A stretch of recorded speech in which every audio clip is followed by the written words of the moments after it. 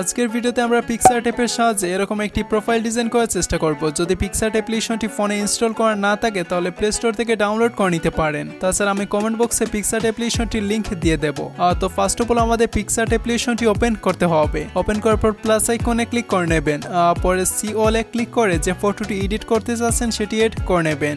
এখানে আসার পর টুলস আইকনে ক্লিক করতে হবে, দেন গ্রুপ। এখান থেকে স্কোয়ার আইকনটি সিলেক্ট করে কাস্টমাইজ করে নেবেন। পরে রাইট আইকনে ক্লিক করতে হবে, ওয়েল ইফেক্টে আসতে হবে। পরে ব্ল্যাক এন্ড হোয়াইট সিলেক্ট করে নেবেন।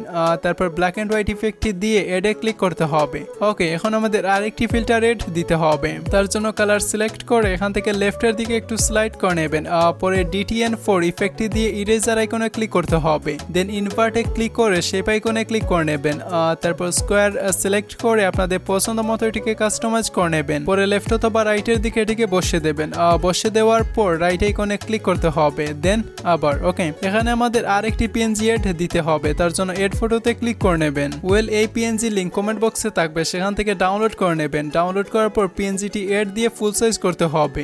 তারপর ইফেক্টের মাঝামাঝি PNGটিকে বসিয়ে দিতে হবে। পরে রাইট আইকনে ক্লিক করে ফটোটি গ্যালারিতে সেভ করতে হবে। ভিডিওটি এ পর্যন্তই। যদি ভিডিওটি ভালো লাগে একটি লাইক দিতে ভুলবেন না। চ্যানেলে নতুন হলে সাবস্ক্রাইব করে পাশে থাকা বেল আইকন অন করে দেবেন। সবাই ভালো থাকুন, সুস্থ থাকুন।